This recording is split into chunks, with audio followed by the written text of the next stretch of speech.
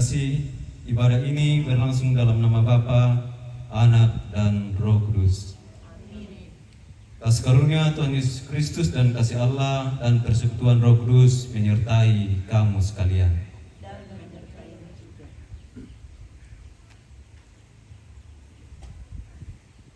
Litani mengenai realitas manusia dari Yohanes pasal 11 ayat 25 sampai ayat yang ke-26.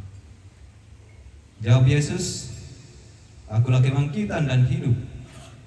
Barang siapa percaya kepadaku, ia akan hidup walaupun ia sudah mati. Dan setiap orang yang hidup dan yang percaya kepadaku tidak akan mati selama-lamanya." Percayakah engkau akan hal ini? Amin. Mari kita menyanyi dari NKB 166 Hai Jiwa yang Penuh Sesal.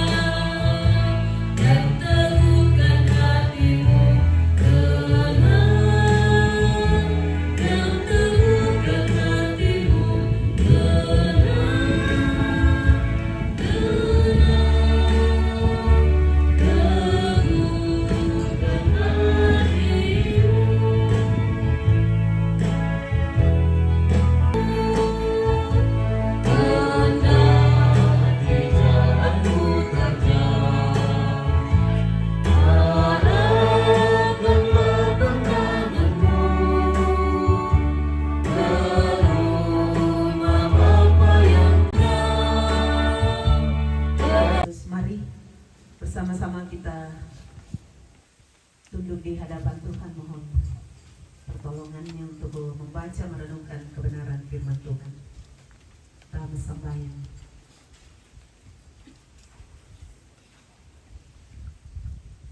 Dio olomala abi mi opuang si solamintu urapu masus salam kainan kombongami tumak dioren totemo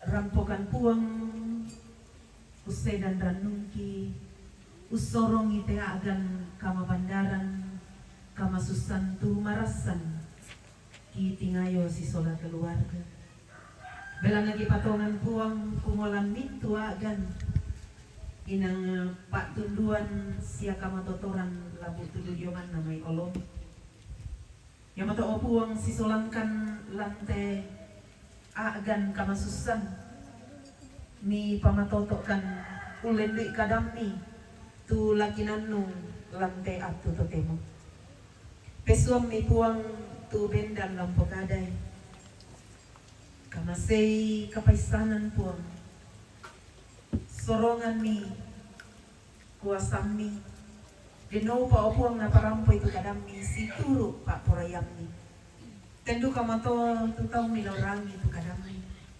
deno pa opuang na puasa penama salong tutontong lantoroi penang kisya tangan ni pasi toyangan kan kamay te inan tubin tu na persona dia tabulitu tuma din opuang lampase pangi tu pak perangin ki laurangi siya launan kadami mi pagarikan mi pebalikan puang lampung Yesu puang pela abang kasalam ki. Amin.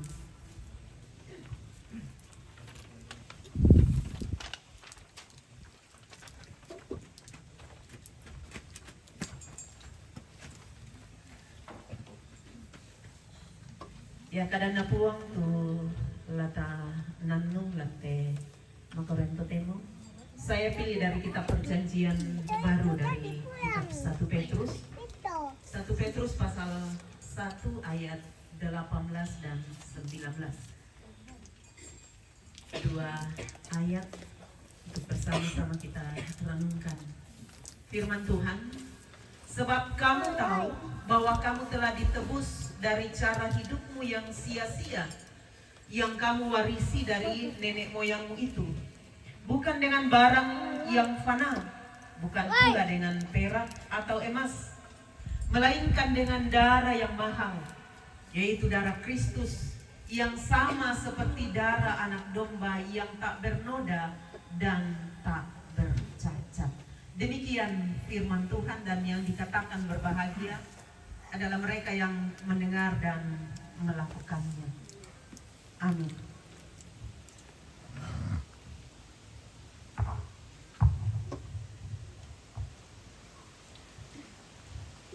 Nilai hidup orang percaya di hadapan Tuhan. Ya Bapak Ibu, saudara-saudara yang sama dikasihi Tuhan, segenap keluarga. Ya, ada cerita seorang anak kecil yang pergi jalan-jalan, lalu dia memungut sebuah batu, lalu dia membawa pulang ke rumahnya. Setelah tiba di rumah, ia menemui ayahnya dan berkata kepadanya, "Ayah, kira-kira berapa harganya ini batu?" Ya, ayahnya tersenyum dan berkata, "Batu ini tidak ada harganya bagi orang biasa. Tetapi jika ada orang yang bersedia membayarnya dengan harga tinggi, maka batu itu bisa menjadi sangat berharga." Bapak Ibu, segenap rumpun keluarga yang dikasihi Tuhan, ilustrasi sederhana ini mengingatkan kita pada satu pertanyaan yang sangat penting untuk kita renungkan dalam kehidupan kita sebagai orang percaya, terutama saat kita menghadapi duka seperti saat ini. Apa sebenarnya yang membuat hidup seorang manusia bisa berharga atau bernilai?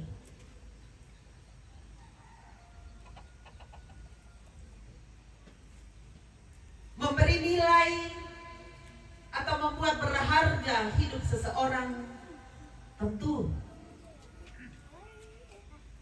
berbeda-beda dari setiap orang. Dari sudut mana, dari sudut pandang mana ia menilai. Ya, kalau dunia atau dari sudut pandang manusia, seringkali kita menilai harga diri seseorang itu dilihat dari apa yang kelihatan di luar, apa yang mereka miliki. Karena manusia seringkali menilai sesamanya berdasarkan kadang harta kekayaan, kadang jabatan yang tinggi, kadang kedudukan sosial dalam masyarakat dan lain-lain. Tidak salah. Apalagi lampe kilino na biasanya menilai sesuatu seringkali dari apa yang kita lihat.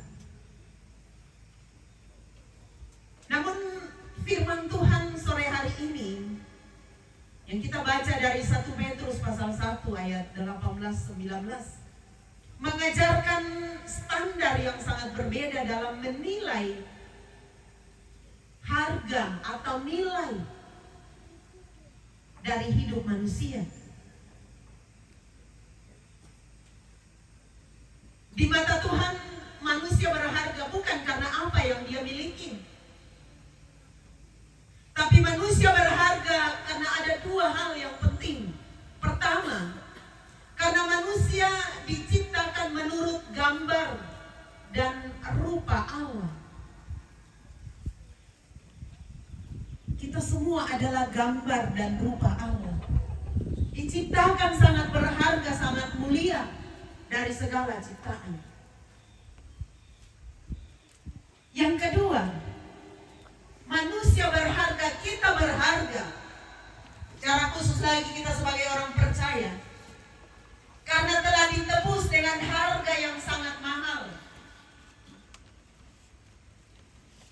Surat Petrus menegaskan bahwa kita ditebus bukan dengan barang yang fana seperti perak atau emas, melainkan dengan darah Kristus yang mahal. Meskipun harga emas mahal, tapi tidak bisa membeli nyawa kita, tidak bisa menyelamatkan jiwa kita. Karena itu di hadapan Tuhan orang kaya dan orang miskin, pejabat ataupun rakyat biasa memiliki nilai yang sama, sebab nilai manusia tidak ditentukan sepenuhnya oleh harta dunia, melainkan oleh pengorbanan Yesus di atas kayu salib.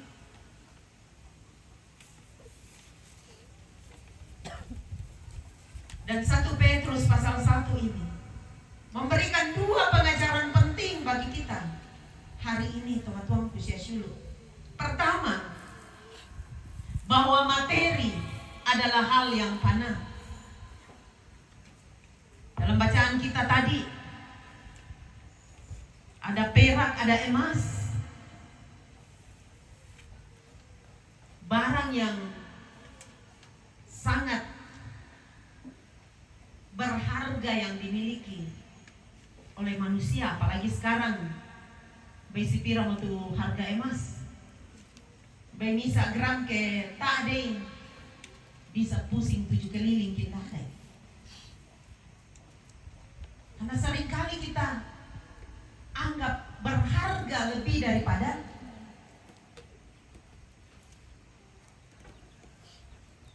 pengorbanan Kristus di atas kayu salib. Tapi firman Tuhan mengajarkan kita materi adalah hal yang fana.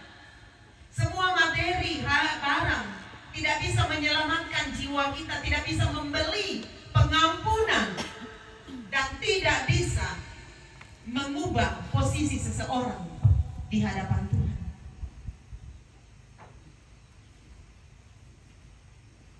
Dan yang kedua, Kristus adalah sumber nilai sejati yang membuat kita, termasuk juga ibu kekasih almarhumah, berharga di hadapan Tuhan bukan karena apa yang dimilikinya selama hidupnya, bukan juga dalam rangkaian upacara pemakamannya, bukan dengan banyaknya pemotongan hewan, melainkan karena jiwanya telah dibayar lunas oleh darah Kristus ketika beliau percaya dan hidup di dalamnya. Itu yang membuat hidup orang percaya berharga. Karena kita dibeli, kita ditebus. Karena kita berharga, makanya Kristus rela mati untuk kita.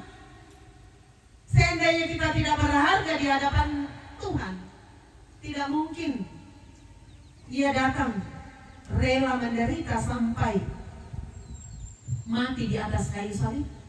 Sama halnya ketika kita kehilangan sesuatu yang tidak terlalu berharga, tidak terlalu penting, pasti tak ada di kule-kule undah kayak kita ada. Tapi ya ke barang berharga liu, pasti di kule-kule undah kayak.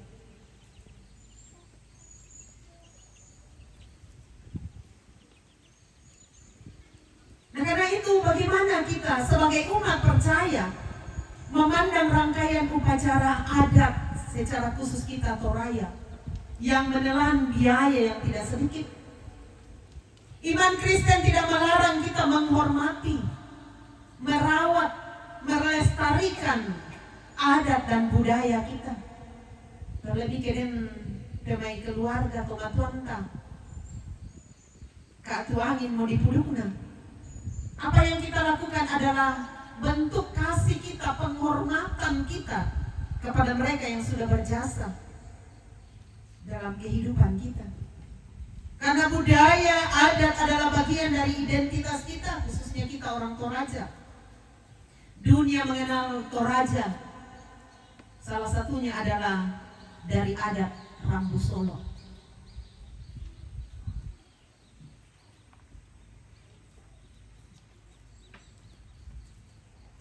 Karena itu salah ketika ada yang katakan, oh gereja menentang adat budaya, apalagi beberapa waktu yang lalu gereja Toraja selalu dicerca di media sosial penentang adat, mau menghilangkan adat budaya.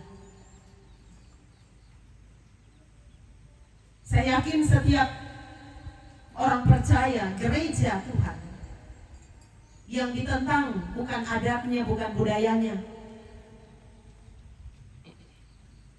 tapi kegiatan yang melenceng dari budaya itu, dari adat itu. Terlebih yang bertentangan dengan firman Tuhan itu yang mau dicegah, bukan menghilangkan adat atau budaya. Menghormati orang tua kita yang sudah berjasa adalah sesuatu yang baik, yang mulia. Dan melalui serangkaian upacara Rambu Solo, di situ juga nampak persekutuan keluarga juga dengan masyarakat. Namun iman Kristen memberikan kita batas dan arah yang jelas dalam beradat dan berbudaya. Adat Rambu Solo adalah bentuk penghormatan, bukan syarat keselamatan. Upacara adat dan pemotongan hewan tidak boleh dianggap sebagai jalan untuk mengantar jiwa orang yang meninggal untuk masuk surga. Kenapa saya katakan? Karena kalau itu yang menjadi paham kita sekarang, orang percaya, orang Kristen, lalu bagaimana dengan mereka yang meninggal, yang selama hidupnya hidup dalam ketaatan, hidup dalam kebenaran, hidup takut akan Tuhan, dan saat meninggalnya tak apa di peseran di nakota Tuhan? Apakah itu otomatis di koe tak apa na pukinang lo, tak enala salama?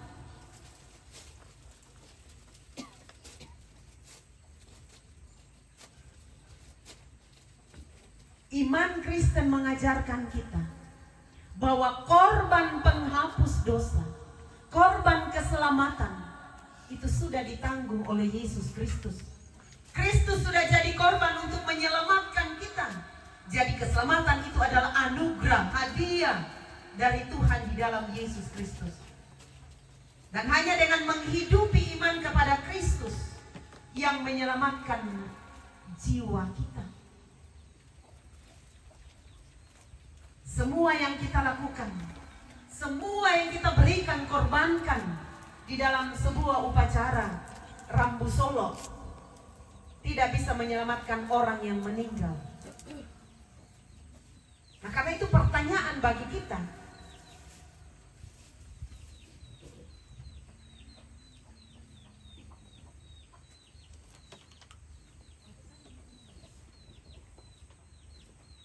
di mata Tuhan, apa yang membuat kita bernilai?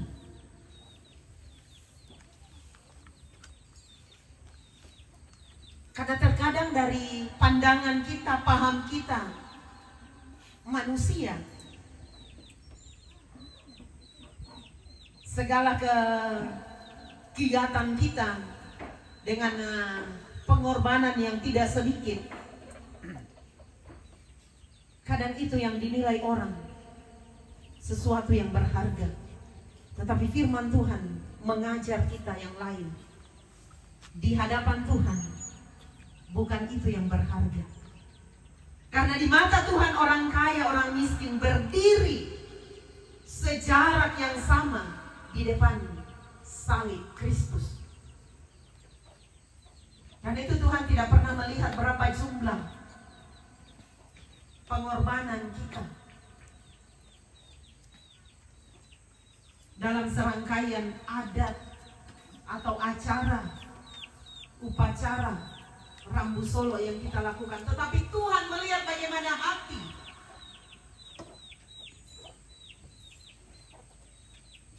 almarhumah atau orang yang meninggal yang diupacarakan semasa hidupnya. Ya atau tulana piro pematua. Manusia bisa melihat apa yang kelihatan susina kita indete.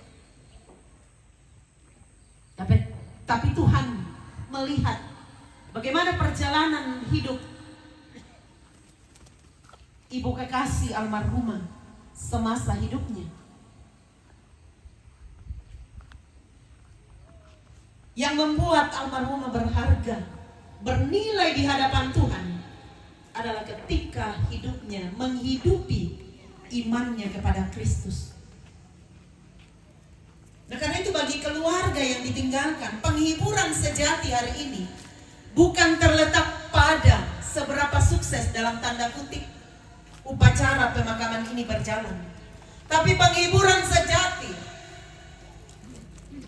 bagi rumpun keluarga dan bagi kita sekalian adalah kepastian bahwa almarhumah adalah milik Kristus. Kusangaya tu tula mendadi pak pakatana. Tak mau si sola lako, tak mau si pak kada. Ketomatuan tak, tapi kita percaya dia dimiliki, dia milik Kristus. Dia ada di dalam rangkulan Tuhan. Almarhumah berharga di mata Tuhan karena Kristus sudah rela menebus dengan harga yang mahal, yaitu darahnya sendiri. Almarhumah dan kita semua yang percaya kepada Kristus telah dibeli dengan harga yang sangat mahal, darah yang tidak bercela dan tidak bercacat. Karena itu teman-teman kusyashulu, mari kita menjalankan setiap prosesi adat yang ada dengan rasa syukur bahwa Tuhan sudah memberkati anak cucu dan memberkati almarhumah selama hidupnya tanpa harus kehilangan fokus kepada Kristus. Jangan biarkan gengsi dunia mengalahkan kebenaran firman Tuhan dalam segala kegiatan kita. Tapi mari teman-teman kusyashulu, kita ingat kita semua berharga di hadapan Tuhan. Karena itu dia rela menebus kita, membayar harga mahal, bukan dengan hewan, bukan dengan perak atau emas, tapi dengan dirinya sendiri dikorbankan karena kita berharga di matanya. Dan kiranya Roh Kudus memberikan kekuatan, penghiburan dan hikmat bagi seluruh keluarga besar, bagi Pak Tondokan, bagi jemaat, bagi Toparenge dalam menjalani masa duka di tempat ini. Supaya setiap yang kita lakukan di tempat ini semua adalah rangkaian penghormatan dan bentuk kasih terakhir kepada almarhumah, dan di dalamnya nama Tuhan yang terus dimuliakan. Amin firman Tuhan. Mari kita tunduk sejenak dalam saat teduh.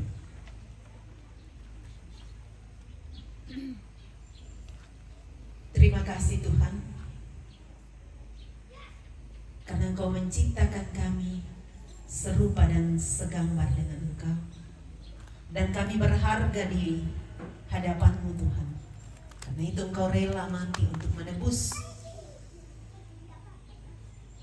dan mengangkat kami dari dosa-dosa kami. Terima kasih.